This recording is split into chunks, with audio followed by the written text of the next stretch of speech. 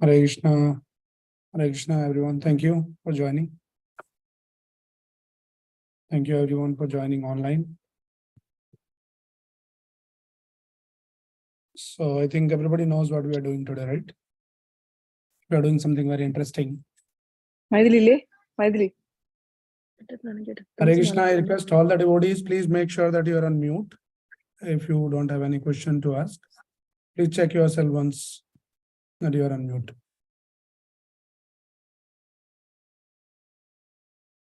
Okay. So today we are discussing the summary of all the 6 chapters and the most important section of Bhagwad Gita, which is Bhakti Yoga. So let's get started with the prayers and then we'll start the discussion quickly. Nama Om Vishnu Padaya Krishna Bhreshtaya Bhutale Srimate Bhakti Vedanta Swamin Nidinamine Namaste Saraswate Deve Gauravani Pracharine Nirvisesha Shunyavadi Bhashya Nideshadharine Jai Shri Krishna Chaitanya Prabhu Nityananda Shri Advaita Gadadhara Shri Vasari Gaura Bhakta Vrinda Hare Krishna Krishna Krishna Hare Hare Hare Rama Rama Rama Hare Hare. Hare Krishna. It's nice to see a lot of devotees are joining in. So I know that many of you have been traveling. So that is why we decided that those who missed for whatever reason, of course, you can still go and listen on the YouTube. All the sessions are recorded, but it is always good to recap. Okay, so we have been discussing this section called the Bhakti Yoga, chapter 7 to chapter 12. Okay, so let's get started quickly. So I'll just try to keep it very short and very crisp. We have 10 minutes for every chapter. So that's a little challenging though, but we'll try our best. 10 minutes will cover one chapter and hopefully we'll be able to successfully do that. Okay, so starting from chapter 7, so we'll discuss more on like important concepts. So the whole chapter can be summarized by this acronym HEAD. It stands for hearing, and Krishna is everywhere, and accepts and reject, and then demigods, demigod worship. So what happens in this chapter?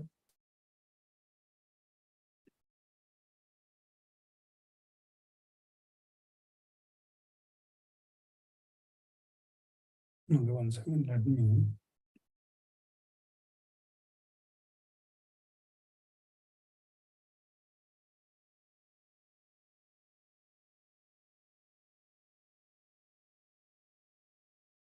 So the 6 chapters, what we discussed, finally Krishna ends the 6 chapters by saying, Yoginam api sarvesham madgatena antaratmana.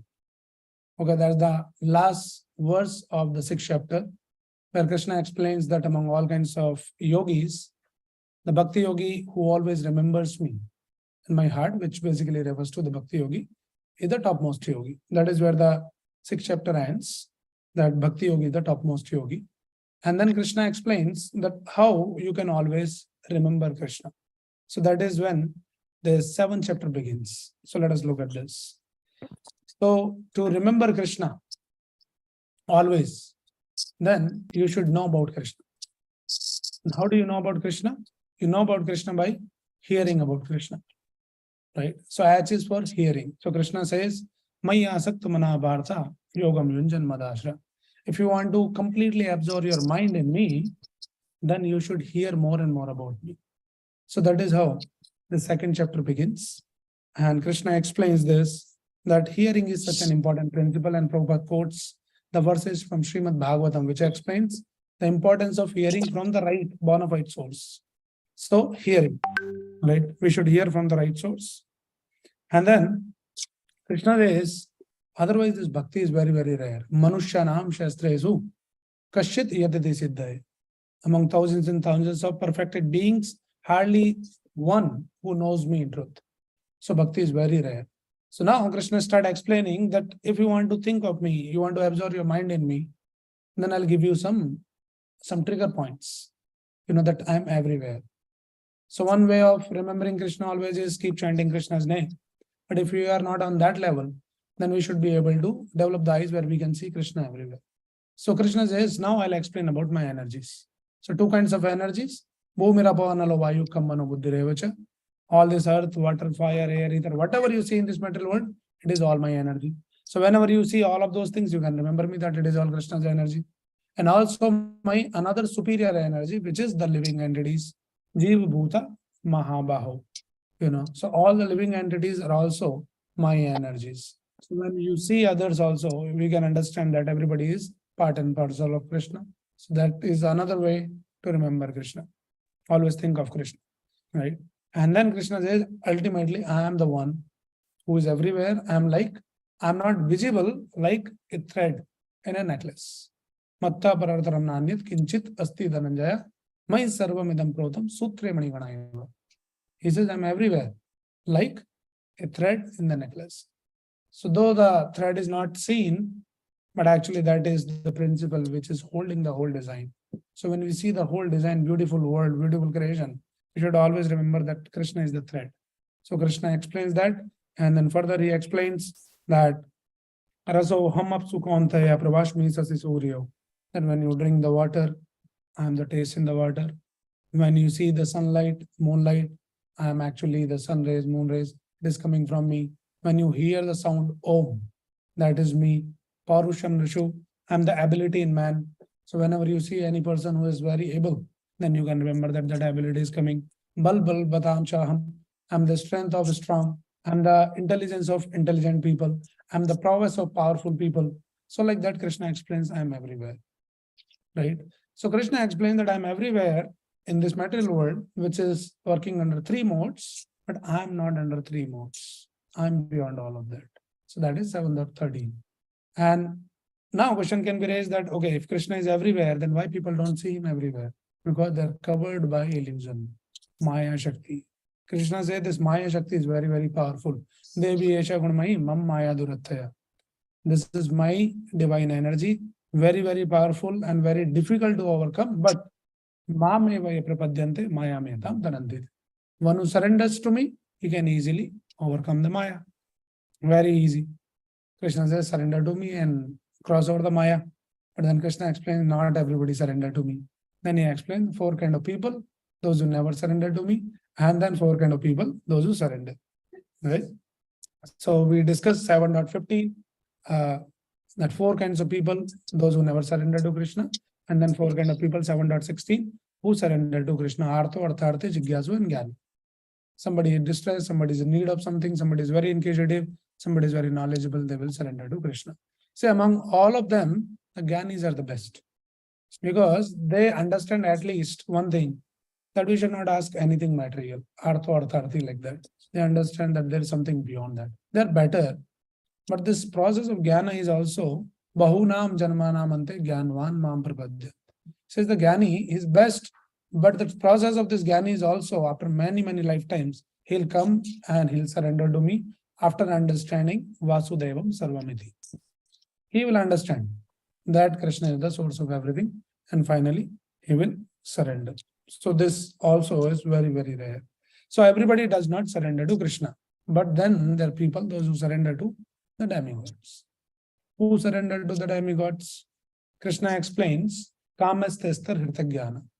Those whose intelligence is corrupted by materialistic desires. Those who are less intelligent people, they surrender to the demigods.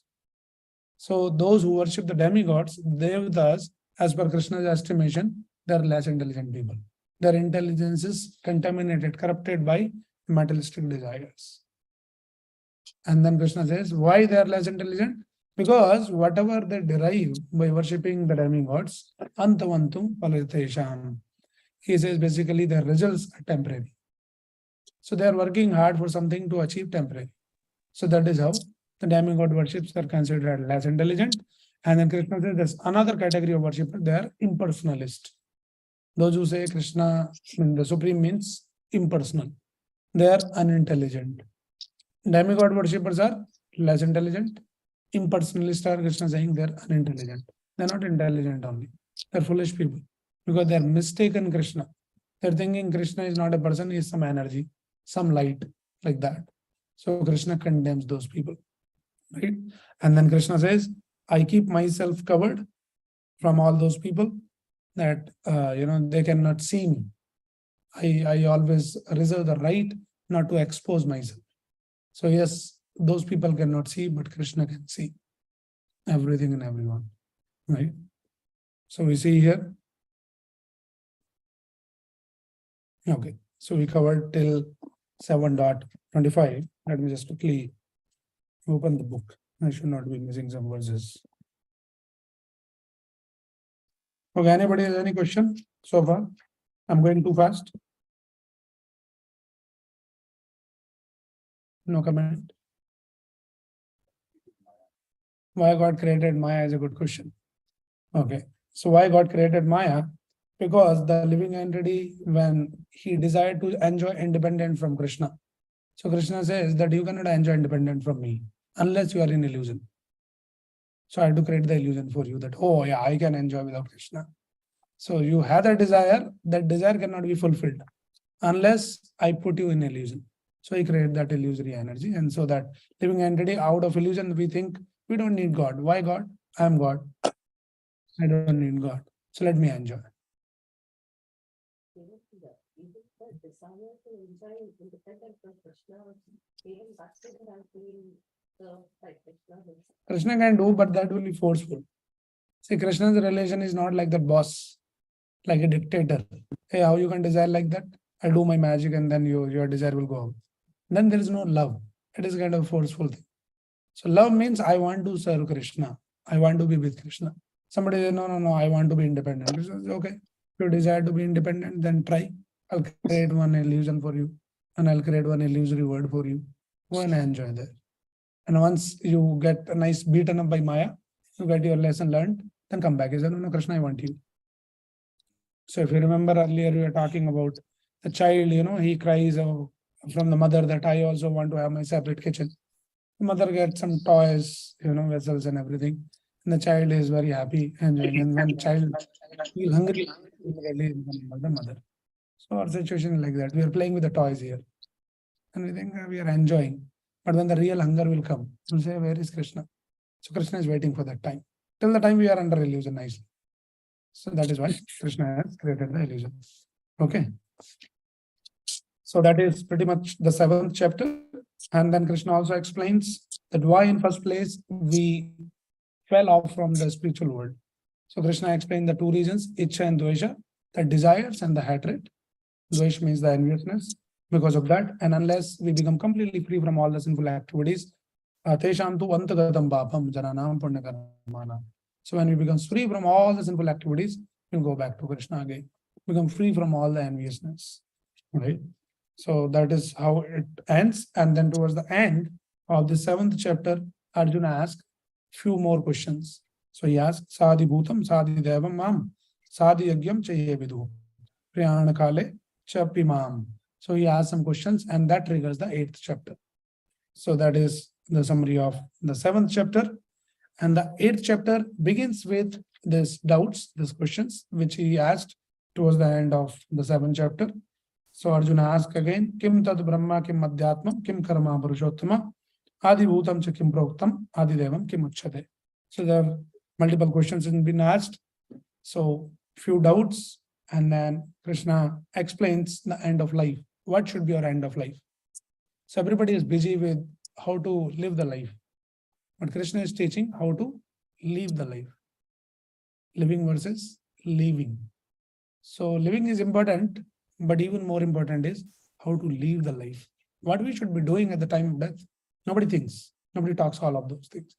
And people don't want to talk all of that. But it's another important question, which Arjuna asks here. So we'll see in this, and attaining the supreme and devotion. So let us look at here. So he asks multiple questions, and then Krishna, in short, explains all the questions. And then the last question, Prayana Kale Chapimam, the time of death, how one should leave the body. So the whole chapter is dedicated to answering this question. So Krishna explains in 8.5, Antkale cha mameva smarana muktva kalevaram. How one should live the life at the time of death, what should one should do? It says, Antkale cha mameva smarana.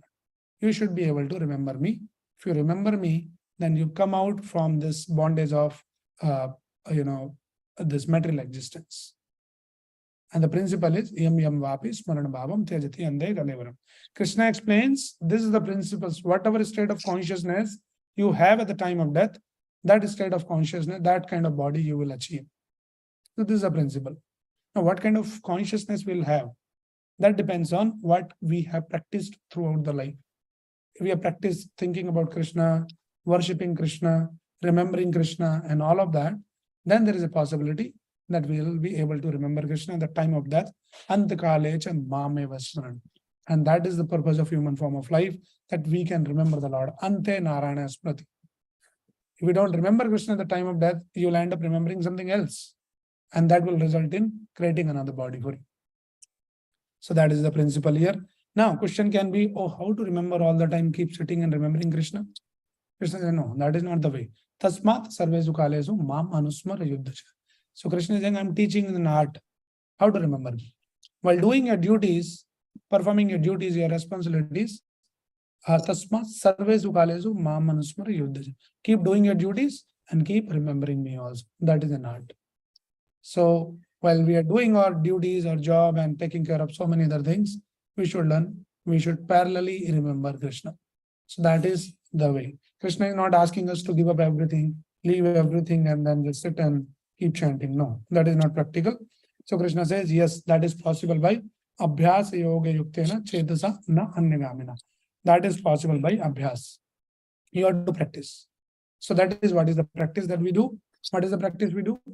We every day chant Hare Krishna, Krishna Krishna, Hare Hare, Hare Ram, Ram Ram, Hare Hare. Very systematically, chant clearly, hear attentively, day after day, month after month, year after year, throughout the life. And under the guidance of a bona fide guru like Srila Prabhupada, we chant gradually, we increase our number of rounds, Hi, increase the Bhavesh. quality of, right? Oh, good. And then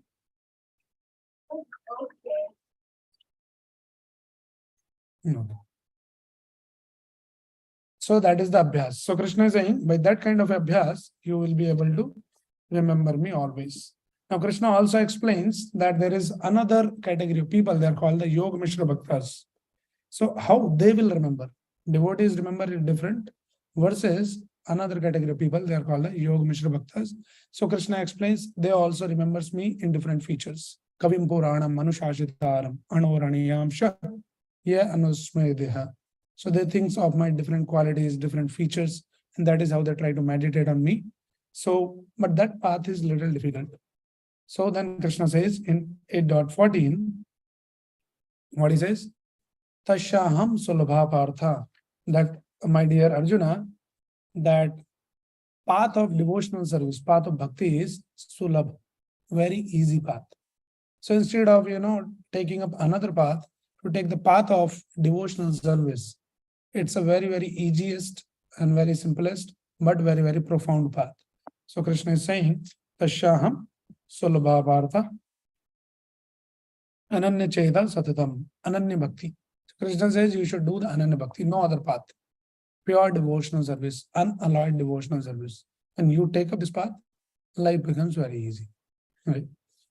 So Krishna explained that 8.14 here, and then he says, if you take up this path, then what is the destination?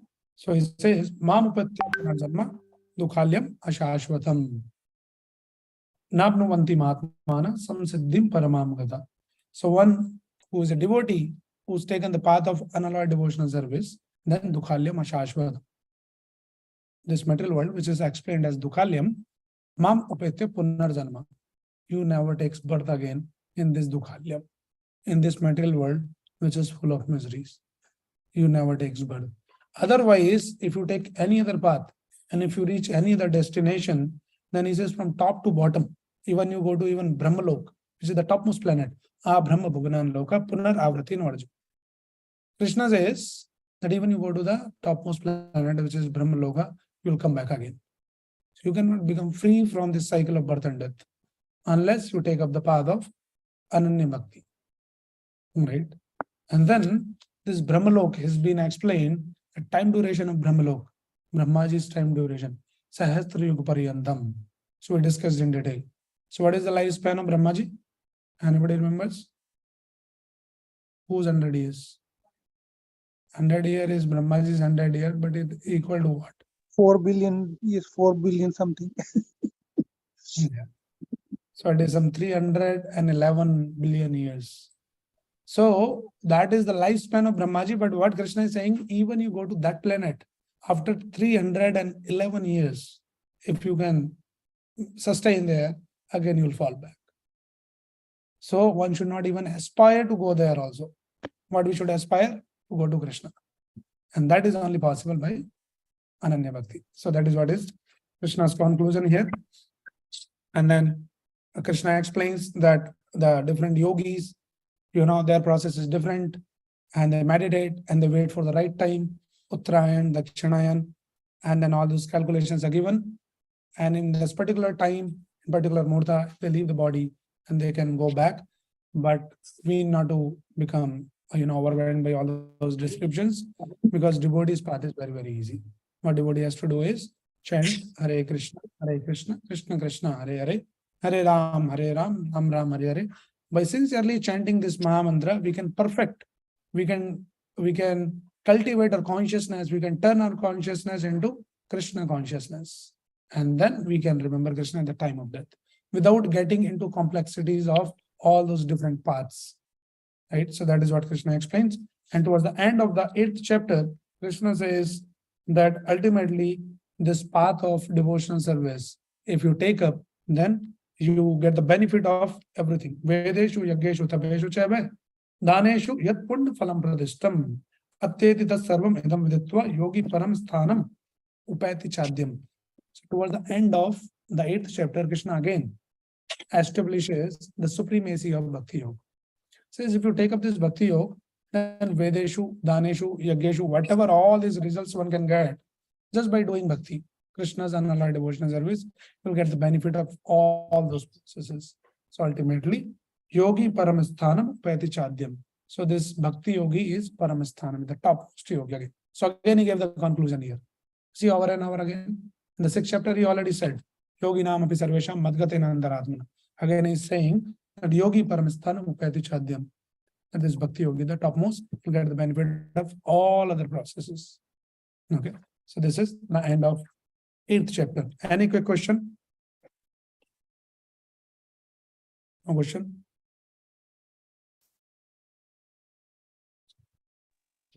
Okay, maybe How to towards the end, remember constant. if anybody has any question, please take a note of your question. We can take the questions at the end so that we don't break the flow. Okay, so it is clear so far what is happening? Okay. I had So one now, question. Hare Krishna, somebody is saying something? Yeah, Hare Krishna, I had one question I posted in the chat. Can we come to it in the end, or you want, or we can do it? Yeah, now? okay, we'll take up all the questions toward the end. I don't want to break the flow. Please remind me towards that. Okay, thank you, Hare Krishna. For asking the questions. Others, if you have any questions, just note down your questions. You can ask towards the end. We'll have the questions. Okay, so now the 9th chapter, the most confidential knowledge. What is this most confidential knowledge? And what is the connection? So Krishna explains Ananya Bhakta. Ananya Bhakti, Tashyaham Sulabha Bharda. So how to attain this Ananya Bhakti? That is why this 9th chapter is considered as the most confidential. Also, this is the essence of the whole Bhagavad Gita. We are already discussing this section is the essence, Bhakti Yoga. And that also this is the middle chapter, which is actual essence, because it gives you the most confidential knowledge. And what is that confidential knowledge? It gives us the knowledge how to become an unalloyed devotee, how to develop this Ananya Bhakti. So Krishna explains, Krishna calls it as confidential knowledge. So we see how in initial chapters, Krishna talks about matter and spirit, and then later chapters 7 and 8, Krishna talks about the bhakti, which is more confidential. So Guhya, Guhyadhar, and then this is called Guhyatama, most confidential knowledge. which is pure, unalloyed devotional service. That is what is the most confidential knowledge of Bhagavad Gita. Let us look at that. So this can be explained by king. So this knowledge is the Rajvidya, king of knowledge. And then Krishna explains his relationship with this material world. And then he explained that how we should not and whom we should not worship, non-worship. And finally, again, towards the end of the chapter, G is glories of bhakti. He explains that how bhakti is so glorious. Look at this now. So to achieve this confidential knowledge, there is a great qualification which is must. What is that qualification? Idam tute guyatamam pravakshami anusuyave. He says, if you want to get hold of this knowledge, most confidential knowledge, then one should be anusuyave. One should be non-envious. And we discussed in the detail that how every one of us, we are envious in this material world. In fact, we are envious of Krishna. We don't know, but that is what it is. We should understand. So unless we become free from envy, we cannot understand this knowledge. So that is the confidential knowledge. And then Krishna explains the various features of this knowledge. So he says, Rajvidya, Rajguyam, Pavitram, Idam Uttamam, Prakshagamam, Dharmyam, Susukam, Kartum, Avyayam. So this is the king of knowledge. This is the most confidential knowledge. Rajvidya, Rajguyam, it's Pavitram, is the supremely pure knowledge. That is Uttamam, in the topmost knowledge. So like that, he explains the various features of this knowledge. So that is how this knowledge is. And what is the disqualification to understand this knowledge? Qualification is Anasuya, non-envious. What is the disqualification? Who cannot have this knowledge? What is the simple answer? You can say that if non-envious people, being non-envious is qualification, being envious is disqualification. Simple answer. Right? But Krishna explains, Ashraddhadhana Purusha, says one who is a faithless cannot understand this knowledge.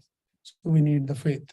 So the path of bhakti begins with the Shraddha, with a little faith in the Guru, Sadhu and Shastra. So that is how it begins, this chapter. And then Krishna further explains the connection with this material world. So he says, basically in short, this connection with this material world is, Krishna says, I am actually the creator, I am the maintainer, and I am the annihilator. Shrishti, Sthiti, Pralaya. Everything comes from me. So what Krishna is saying, Maya tatam idam sarvam, Jagat avyakta murtina. All this Jagat, it is coming from me. I am only maintaining this. I only created this, and then I only annihilate this. Right? In the 7th verse, he explains that I annihilate also. So that is his connection with this material world. So Krishna is the source of everything. He is the creator, maintainer, and annihilator. Okay. And then Krishna says, whole of this material world, it is working under my supervision. Maya dakshana prakriti suyate characharam. So whatever you see in this material world, everything is working under my supervision. So we should always remember all these important verses. Because sometimes we think, where is Krishna? Where is God? So many things are happening here. Some pandemic, some war, people are dying, and all lots of problems. So what is happening this? Krishna says the whole material world, whole of this creation is working under my supervision. So nothing moves without Krishna's sanction. They say that even a blade of grass cannot move without Krishna's sanction.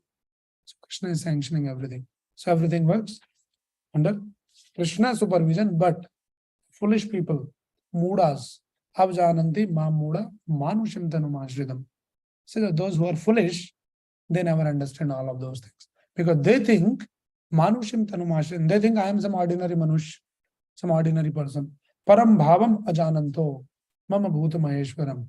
They don't understand my param bhavam, my transcendental nature. So that is the nature of the foolish people. So anybody who deny the existence of God, or who says, where is God? Then these people are Muda people, foolish people. So they cannot understand. And on the contrary, who are the people? Those who understand, who worship Krishna. It says, Mahatmanastu Mam Partha. Those who are great Mahatmas, great devotees, they always worship me. So then the definition of Mahatma is given, that Bhajanti Ananda Manaso Gyatva Bhutadim Avyayam. They are Devim Prakritim Ashridam. They always taken my shelter and always remembers me. They are the great devotees, Mahatmas. So they always remember me, they always worship me, they always chant my name. And on the contrary, there are foolish people, Abjananti Mamuda. They deny my existence. Two category of people. Now, what are the symptoms of these Mahatmas? So Krishna further explains another important words, 9.14. He says, Satatam Kirtayanto Mam Yatantasya Dhadavat. So what the Mahatmas keep doing? All these great devotees. What they do? Satatam Kirtayanto Mam. Constantly, they remember me, they chant my name, they worship me, they do my service. They're very, very fixed up. Nobody can shake them. So that is how the Mahatmas are. Okay, and then further Krishna explains. Now there is Duratma. So we saw that Mudas, and there is Mahatmas, and then there is another category which are indirect worshippers. So Krishna explains three categories: Ekatvena, Vishvatomukam, and Prathatvena. So Ekatvena means this monist, the impersonalists. They say we all become one with the God. So Krishna said they are indirect worshippers. They are unintelligent people. Nobody explains. And then Prathatvena. Prathatvena means worshipper of demigods. And then Vishvatomukam. There is another category. They say there is no God. This nature is God. So when you see the sun and you worship the sun, you see big mountains, you see big ocean, you worship that. So this whole creation itself is God. So that is called the Vishvatomukam, which is basically the universal form. So that will trigger to show the universal form in the future, in the 11th chapter. So Krishna explained that, and he explained their path, and how they worship and all of that. So their path has been explained. So, and their destination has been explained. The demigod worshippers, what happens to them? They go to the heavenly planets and they enjoy. But then after that, what happens? Shine Punne Mrityalokam Vishanti. Once their pious credits are exhausted, they falls back. This is what happens to the demigod worshippers. Okay, what happens to the destination of pure devotee? So Krishna explains, Yogakshemam Vahamyaham 9.22. Very famous verse. That to my pure devotees, I provide what they lack and I preserve what they have. I personally take care of them. That is what is Krishna's promise for his pure devotees. Demigod worshippers, they'll go, they'll enjoy and fall back again. So that has been explained. And then Krishna also explains in 9.25, Yanti Deva Vrata Devan Pitrin Yanti Pitra Vrataha. So those who worship the demigods, they go to the demigods. Those who worship the ancestor, they go to different planets. So like that, different worshippers, they go to the different destination. Those who worship me, they come back to me. And once they come back to me, they never go back to this material world. Okay, so that is the section. And the last section, the glories of bhakti, has been explained here. So what is the glories of bhakti? This 9.26 to 34, the most important verses of Bhagavad Gita. You should go and read them and memorize all the verses and remember always. So first Krishna explained the process of bhakti is very easy. What to do? Patram pushpam phalam toyam yome bhakti prachati. Some patra, pushp, phal, water, anything little with love and devotion you offer, your bhakti is started. You're doing already bhakti. Yat karosi, yat ashnasi, yat johosi, dadasi, yat. Whatever you do, whatever you eat, whatever you do, the charity, everything, tat kuru sumadharmanam. Everything you should offer to me. This is the way to do the bhakti. Okay. And then Krishna explains that samoham sarvbhuteshu name dveshasti na priyaha. I'm equal to everyone. I doesn't hate anyone. I doesn't favor anyone. I'm equal to everyone. So Krishna is not partial. Krishna is reciprocal. He's equal to everyone. Right? And Krishna says, even somebody who has done some abominable work, api chet suduracharo bhajate mamananeba. Somebody, due to circumstantially, has done some sinful activity, then, but still he continues to bhajate mamananeba. He continues to chant my name, continues to worship me. Then, sadhur evasa mantavya. Even that degraded person also I consider a great sadhu. Because I am equal to everyone. And so I don't discriminate because somebody has done something, so he is kind of kicked out. So Krishna says, I'm equal. Because if that person continues to worship me, remember me, chant my name, in the due course, he will become purified. That is what Krishna says. That Shipram Bhavati Dharmatma Shashvachanti Nigachati Konte Pratijanihi Name Bhaktya Pranashati. That my devotee never perishes. He will in the due course will get purified. He might have done some mistake, no problem. But he continues to stick onto the path. Then he'll get purified. And even other Shudras and some low class, low born, even they also, everybody, I'm open for everyone. So I'm not partial. And then finally, Krishna explains the most important verse, which is Man mana bhava mad bhakto madhyaji mam namaskuru mam evashyasi yuktevam atmanam prayana. This is the real essence of the whole Bhagavad Gita. 4 items you have to remember. What are the 4 items? All of you. What are the 4 items? Man mana, always think of me. Bhava mad bhakto, become my devotee. Madhyaji, worship me. Mam namaskar. Just do offer obeisances. Pranam. It's very simple. Krishna says that is the essence.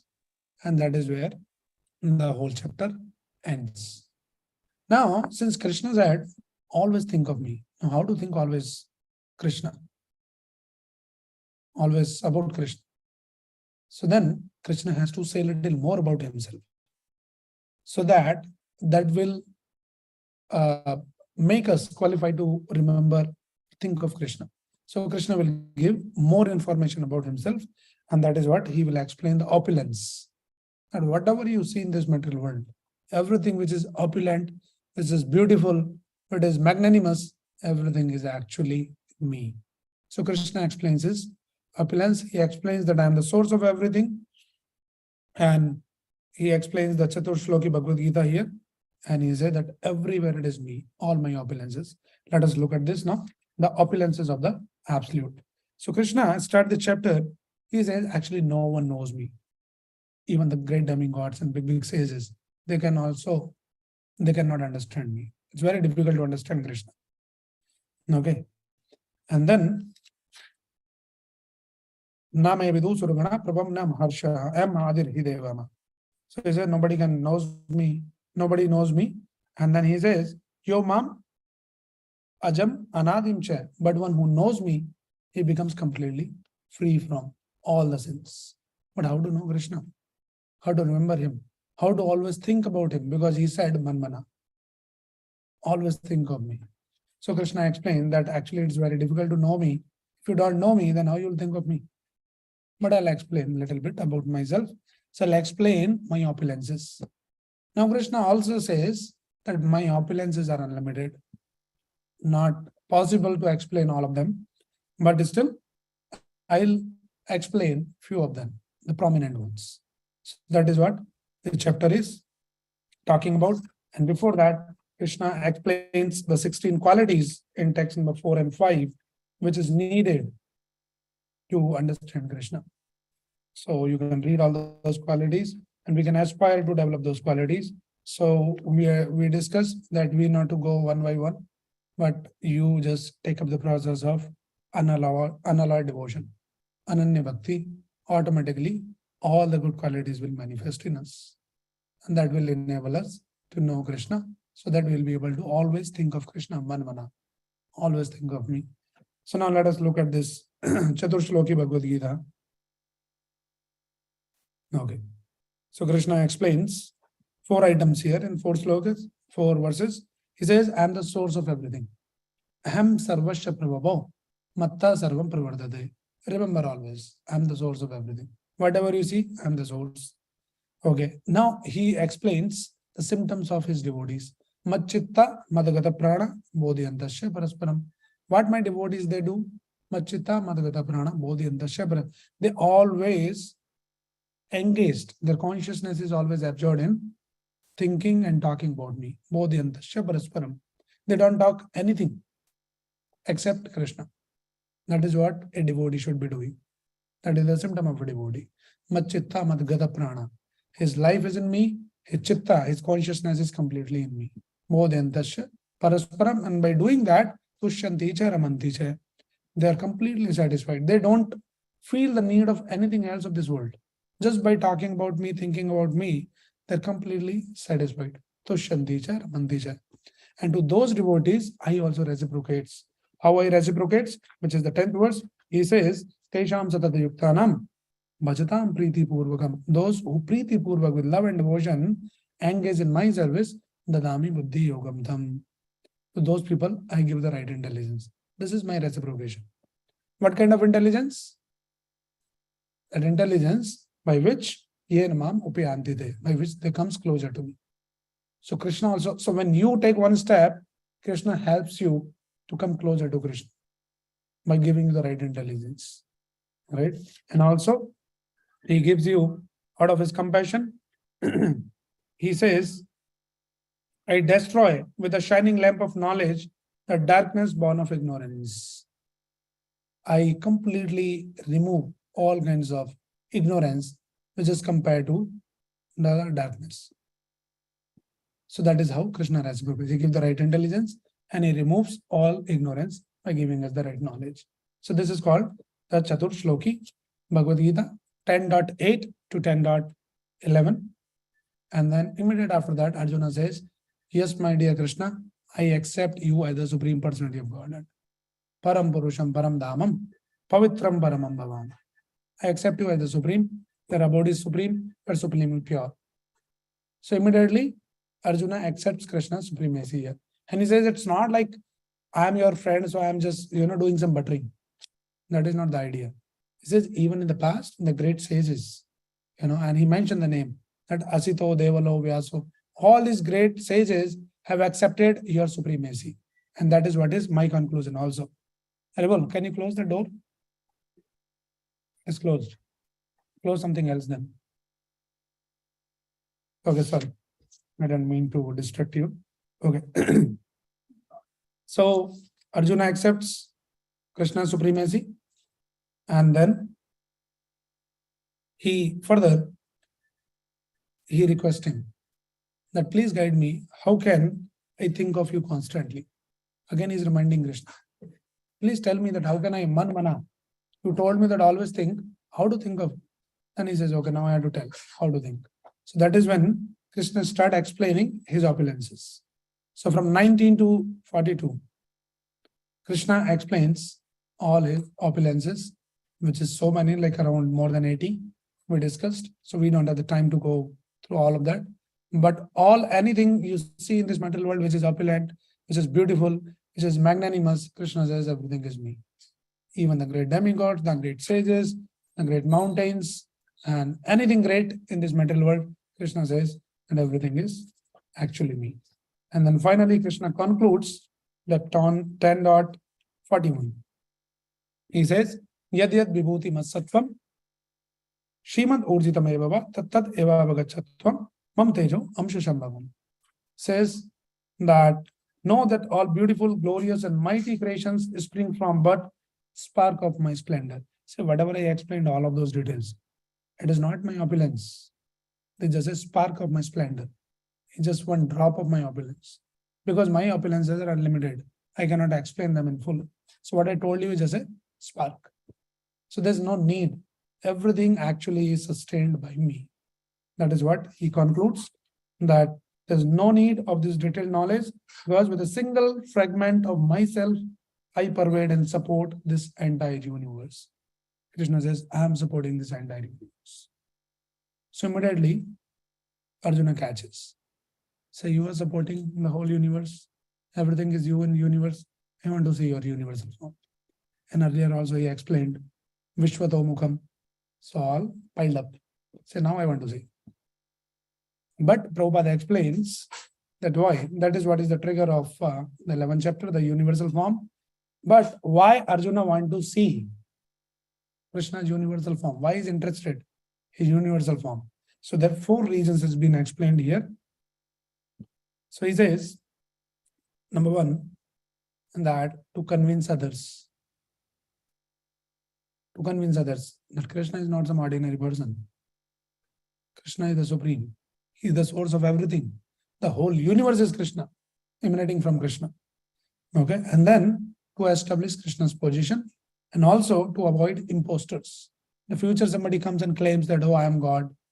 So many gods are emerging nowadays. Right? So he says, if you are God, then show your universal form. That is the first question we should ask. So that will be refuted. That person will be exposed. So that is why Arjuna is asking, not for himself. So he asked this question. And then Krishna explains, see, it is not possible for you to see this universal form. Nobody has seen it before. Nobody can see this form.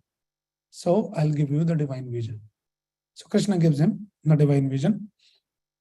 And then by that vision, Arjuna sitting at one place could see the whole universe at one place, sitting on the chariot. And what he saw so many things. And then he saw that Krishna is the Kala Roop, that Krishna is time. So he asked that, who are you?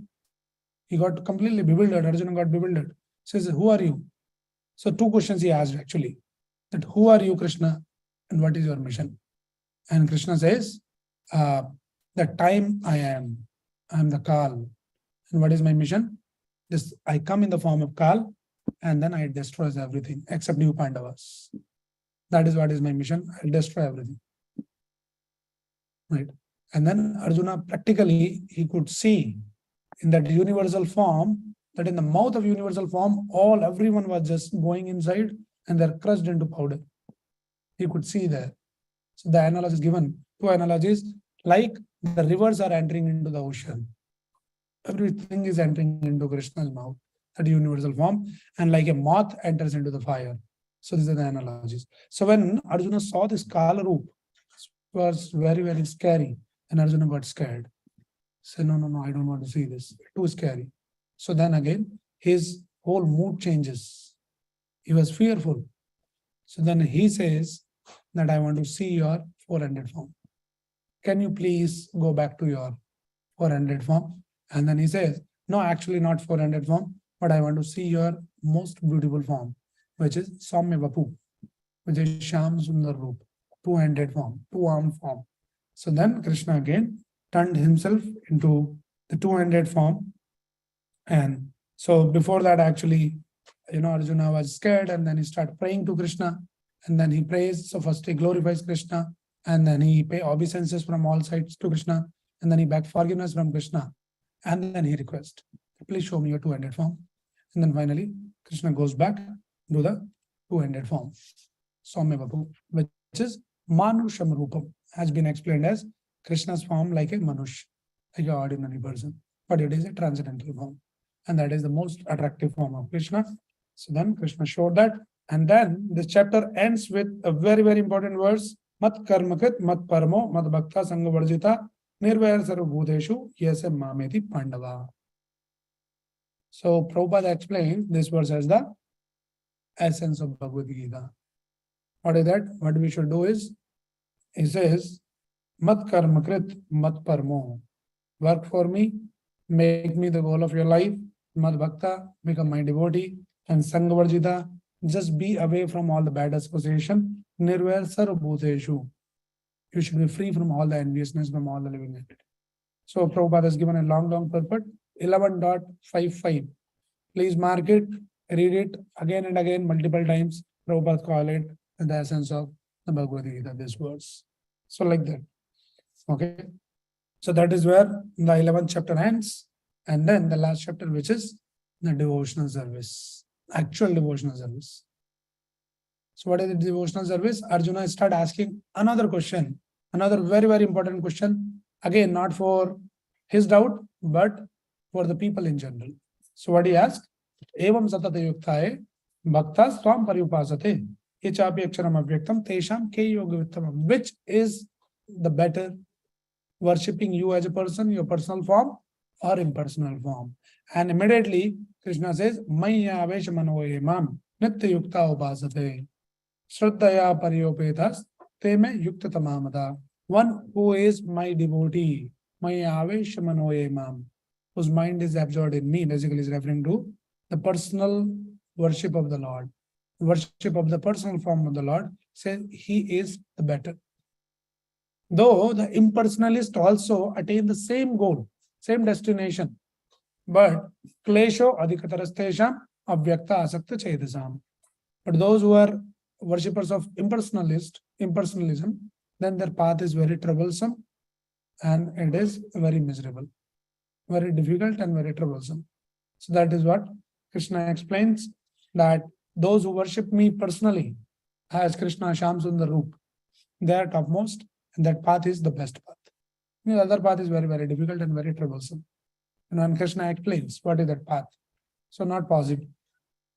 And then somebody who is always engaged in worshipping Krishna personally, in the personal form, then to that person, Krishna says, Tesham aham samuddartha mrityu samsara sagra bhavami nacharat partha maya aveshita chedasam. One who is my aveshita chedasam, whose consciousness is absorbed in me, to that person, aham samuddartha, I becomes the personal deliverer. Mrityu samsara sagra. I deliver personally from the Mrityu Sansar.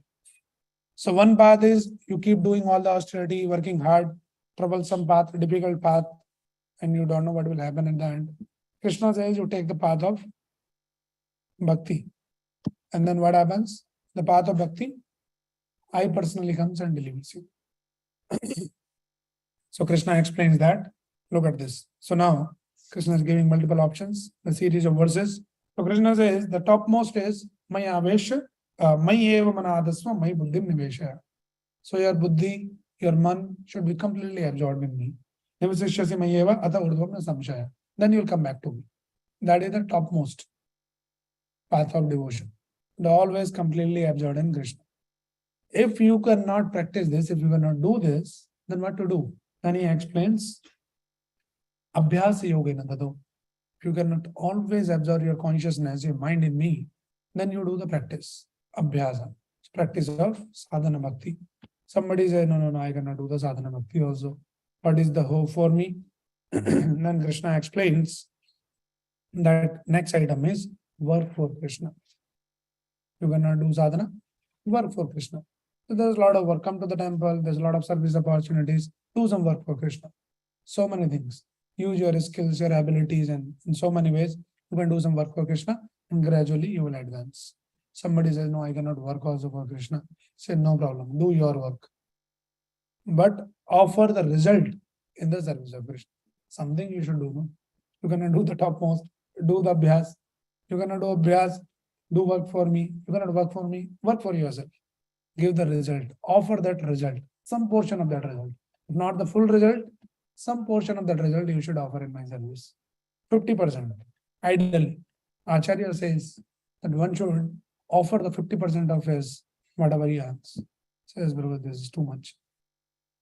That is the ideal. Practical, you can decide how much you can give. 25%, 20%, 10%, 5%, 1%, $1, 1 rupee, 1 penny. So Krishna basically wants us to develop this habit of sacrificing for Krishna. Right? It's very important. So one sadhu, he comes to, back the arms to one lady. This lady was very upset with the sadhu. He said, Viksham, with all that, open his chadar. And this lady was very upset that this guy every day he comes and he disturbs me. She was very angry. She goes inside. In the olden times, that chula was there, that coal-based stove, and take some ash. Take the ash and then throw into that, in jhola. He says, get lost. And then sadhu smiled and he said, thank you. And then she was even taken aback. He says, what is this? What kind of person is? I gave this and he's saying thank you. So she asked this question, why you're saying this, like thank you, and why you are looking so happy and you are smiling. He says, today you gave me ash, tomorrow you may give me cash. Right? So it's a joke, but the point is, ultimately we had to develop the habit of giving because nobody wants to give. We only are interested in taking. Right? They say that if you want to look handsome, then give your hand to some. Right? You extend yourself, your help to someone in whatever possible way. So that is what Krishna is explaining here, that do something, start from something. So the different stages here that Krishna explains, and the last section of this chapter that Krishna explains the qualities that endear one to Krishna. So Krishna explains many qualities here in these 8 verses, and we should read and meditate and contemplate. That he says, Advaishtasar Bhutana Matra Trunayavaja. One should be free from enviousness, we should be friendly to everyone, should be kind and compassionate to others, and the nirmamo, nirahankara, you should become free from the false ego, from all this nirmama, like proprietorship, and you should be santushta, satatam yogi, you should always be satisfied with whatever you have by the grace of the Lord.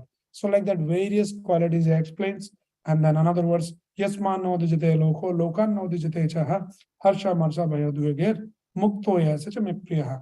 So Krishna, in these verses you will see ma priyaha, mama priyaha. So he says, this devotee is very dear to me. If you have this quality, is very dear to me. So all these qualities, actually you see very carefully, Krishna is not talking about any devotion here. He's talking about some very basic generic qualities. He's not talking about surrender to me, become my devotee. No, he says, learn the basics. We have gone below the basics. So Krishna says, develop those qualities. So he says, he for whom no one is put into difficulty and who is not disturbed by anxiety. So we should never put others into difficulty. And also we should also not feel, disturbed by others. So that is what Krishna is asking us. So like that, you can read all those qualities. So there's beautiful qualities to meditate on, to read and contemplate, memorize these verses. And that is how this chapter ends here. Krishna guides us that how to become dear to Krishna. Right? So we discussed that. And that is the end of this section of Bhakti Yoga. So now we are all Bhakti Yogis. If we start applying what we have heard and read, we'll definitely become the Bhakti Yogi. And not ordinary Bhakti Yogi, topmost Bhakti Yogi. We are not interested in becoming Bhakti Yogi. Krishna is saying topmost Bhakti Yogi. Not just devotee. What kind of a devotee? Unalloyed devotee. Unalloyed, yeah. Yes, so we had to aspire for that. Because that is what is Krishna expecting from us. Krishna is not, settling down somewhere anything less than the unalloyed devotion. So just become little devotee and do whatever you want to do. So just become my unalloyed devotee. So that is what is the essence of Bhagavad Gita, and that is what is the purpose of Bhagavad Gita. Okay, so these are the 6 chapters. So hope it helps to just recollect all those concepts, reconcile all that what we have heard. Okay, so now we are open for questions, maybe another 10 minutes. We can take up the questions. So feel free to ask any questions that you have, anyone. And in the next session, we'll be having the quiz in all those 6 chapters. So please refer to your notes. Most of you are not making the notes. Refer to the recordings. Every day, one day, hear one lecture and make the notes at least. That notes will be helpful in the future. You'll forget. By next week, everything will be cleared. But your notes will be there. Just go through them. And then again, everything will be freshen up in your memory. So you can hear those recordings or whatever way works. We'll have a quiz. And through that quiz, again, we'll try to, recollect all those different concepts and all those different important points. Okay. So be available next session. For now, I'm open for the questions. Okay. So anybody has any question, please raise your hand or put in the chat. Those who are joining online, those who are sitting here, you can raise your voice. Yes.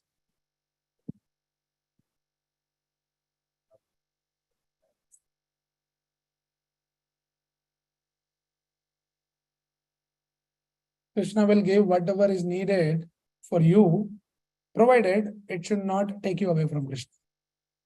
If it is material thing also, Krishna can make you billionaire, millionaire. If he is confident that if I make this person a big billionaire, he will use that in my service. If Krishna has that confidence, he'll make you the king of the world. But Krishna has little doubt that if I give him this thing, this person will be lost. He'll forget me. Krishna will take away everything. So Krishna's only interest is reviving us back. For that, anything is needed in this material world, either it is materialistic thing or it is spiritual thing. Krishna is ready to give you everything. Yeah. Yes.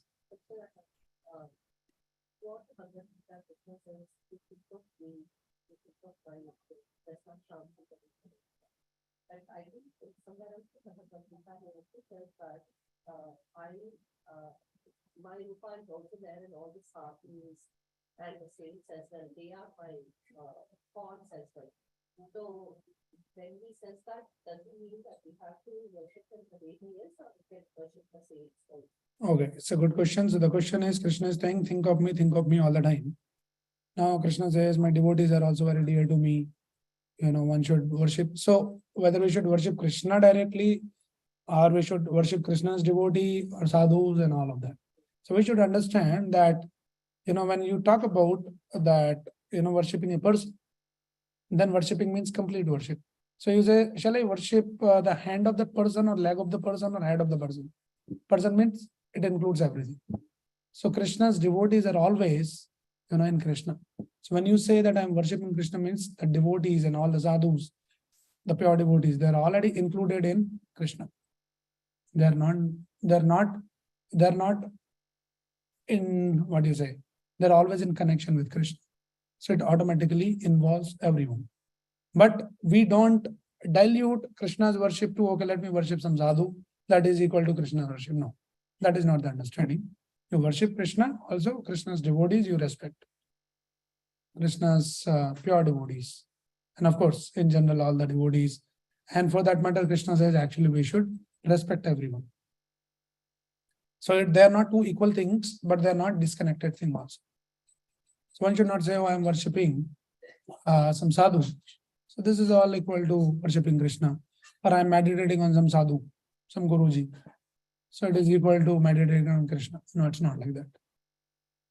If that devotee, that sadhu, meditating on that sadhu will help you to increase your absorption in Krishna, then you can meditate on that sadhu. Like simple example, if we talk about Prabhupada again and again, so we talk about Prabhupada, then it will help us to remember Krishna more and more. So that is the worship of Prabhupada. So that worship of Prabhupada helps us to worship Krishna even in a better way, in a more right way. Right? So in that context, so the sadhus are not in disconnection with Krishna. They're always in connection with Krishna. So yeah, they should be respected. We should give the due respect.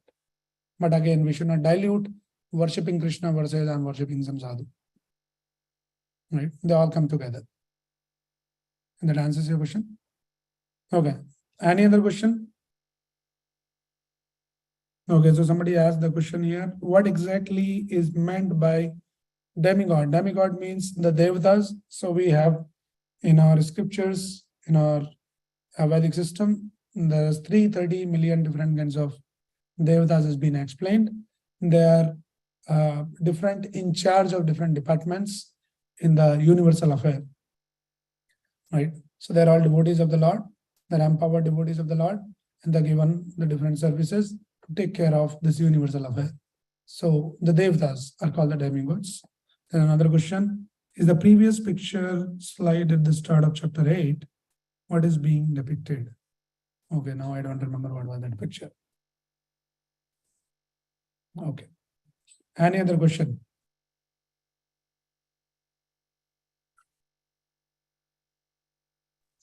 Hare Krishna. Prabhu, earlier We have one question here. I'll take your question. Yes.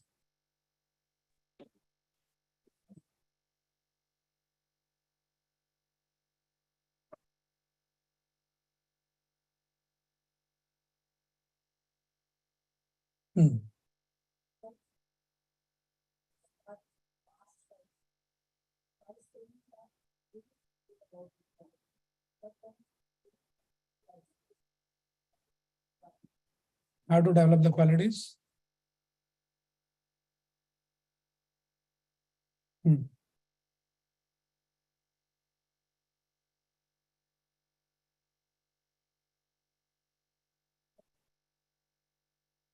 Develop all those qualities. So the question is, those who are joining online, the Krishna talks about a lot of qualities. So yes, it sounds very nice to talk about all those qualities, but then they're equally, or not equally, even more difficult to practice those qualities, to implement that. So how to really develop those qualities? So the question is, simply just by chanting Hare Krishna mantra, can we develop those qualities? Answer is yes. Because simply by chanting Hare Krishna mantra, will become completely purified.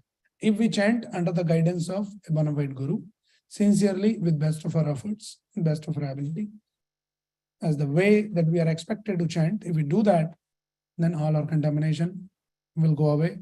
And as you become more and more purer and purer, automatically those qualities will manifest, because those qualities are already there in soul. Right? And it has actually been confirmed in one of the verse in the Bhagwadam, Yashasha Bhakti Bhagwati Kinchana Sarver Gunas Tatra Samazate Zura Harau Abhakta Shikuto Mahat Gunat Manorathena Asati Dhavato Vahi. So that verse explains Yashasha Bhakti Bhagwati Akinchana. When you do Bhagwati Bhakti, the bhakti of the Supreme Lord. What kind of bhakti? Akinchana bhakti, pure bhakti. Then sarvar gunas tatra samasate. All the guna, all the qualities which is found even in the great demigods will automatically start manifesting in you if you do the pure bhakti. On the contrary, harau abhaktasya kuto mahadgunan. One who is not a devotee of Krishna, harau abhaktasya kuto mahadgunan. What is the quality in that person?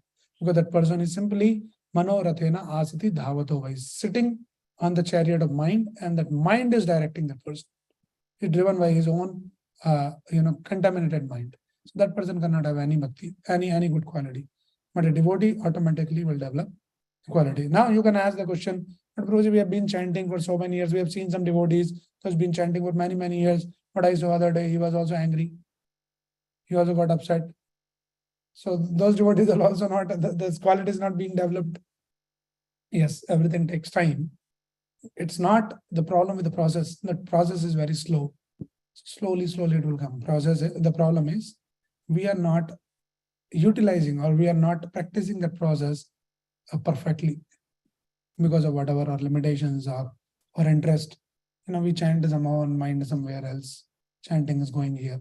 So I keep saying many times, and we say that we are chanting, but we are most of the time we are counting, not chanting. 1 round is done, 2 round is done, 16 round is done. Then after that, you keep the chanting back somewhere. It should not be seen till tomorrow. So if we treat like this, chanting, then how much purification we get? Yes, but still there is a purification. Even that kind of offensive chanting also, when we do, there is a purification in that kind of chanting. Krishna is kind. But the progress, the benefit is very meager. That's the difference. So you can accelerate your progress if we become more sincere. Okay, yes, Sishish Prabhu, you can go ahead. You were asking some question. Yeah, Prabhu, earlier Krishna says Salpam abhyasya dharmasya trayado madhovaya. So even with a little devotion, we can get out of this material world. But now we say it should be an unalloyed devotion, and we need the full dedication. Like we should always engage in the devotional. So how can we correlate both of them? Okay, so the question is, Krishna was saying earlier in the 2nd chapter, Swalpam abhyasya dharmasya trayade mahadobhayat. Krishna said, just little endeavor on this path will protect you from the greatest danger. Now Krishna is becoming too demanding. He's saying unalloyed devotion and all that. He cheated, started with little. So the point is, if you start taking up this process little bit slowly, then that will save you from the greatest danger. The greatest danger we discussed, that falling back into this cycle of 8.4 million species. So you're protected from there, right? But that little devotion will gradually, develop into more devotion, and it will lead you to the unalloyed devotion. So ultimately, we had to come to the unalloyed devotion, but Krishna also don't want to scare us in the very beginning. That unalloyed devotion, you will run away. So he said, little is okay. You start with little dose, and then keep increasing the dose little by little, and then you'll be able to digest. And ultimately, we have to come to the level of unalloyed devotion. From there, you will attain the perfection. But your journey began from when you started to practice the little. That is how it is. So it's a gradual progress. Is that answers your question, Prabhu? Okay, Prabhu, yeah, got it. Hare Krishna. Okay. Any other question? Say loud, Mataji.